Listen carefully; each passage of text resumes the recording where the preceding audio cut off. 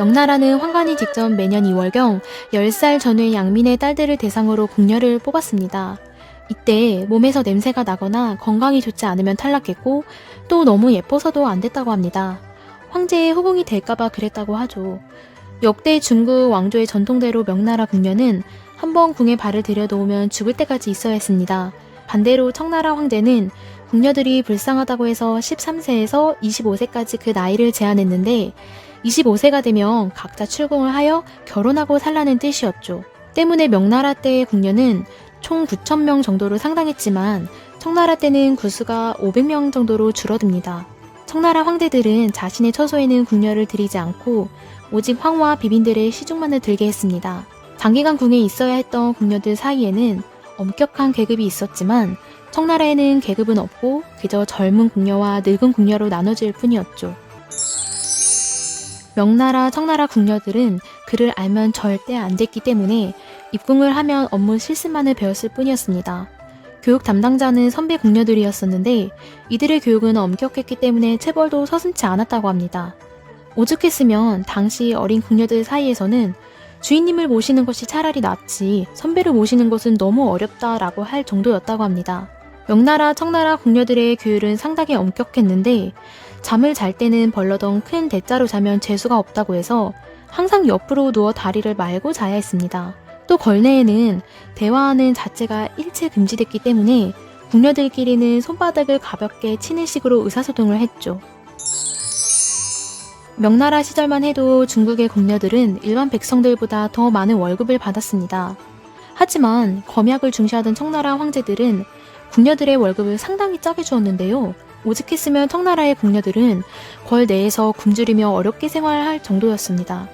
식단도 철저하게 정해놓았는데 하루에 돼지고기 1근이야 쌀 5수저, 약간의 곡식과 야채가 전부였습니다.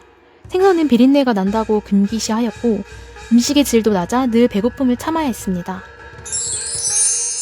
명나라, 청나라 궁녀들에게는 외출 휴가가 전혀 없었습니다. 때문에 가족을 만나려면 궁궐로 불러들이는 수밖에 없었는데 이마저도 쉽지가 않아서 궁녀들은 자신의 일을 돌봐주던 늙은 황관을 양아버지로 의지하면서 가족과 연락을 했습니다. 간혹 황관들의 도움으로 가족이 궐내로 들어올 수도 있었지만 얼굴을 맞대고 만나지는 못해 천막을 사이에 두고 정해진 공간에서만 만났습니다. 혹시 궁녀가 가족에게 돈이나 물건을 전해주더라도 천막을 사이에 끼고 몰래 줘야 했죠. 연애가 엄격히 금지됐던 명나라, 청나라 궁녀들은 외로움을 달래기 위해 궁녀들끼리 대식, 즉 동성애를 했습니다. 얼굴을 맞대고 같이 밥을 먹는다라는 말에서 파생된 대식은 명청 궁녀들에게는 비일비재했습니다. 들키는 날이면 죽음을 면치 못하였지만 명청의 궁녀들은 황관들과도 정분을 나눴습니다. 궁녀와 황관의 연애 사건이 많아지자 조정은 처벌의 한계를 느껴 나중에는 알고도 모른 척 묵인해 주었습니다.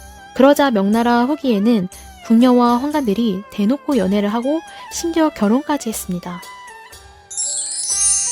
황제의 낙점을 받은 명청의 궁녀들은 황제의 침실로 갈 때는 옷을 모두 홀딱 벗고 알몸인 채로 가야 했습니다. 황제의 안전을 위해서였죠.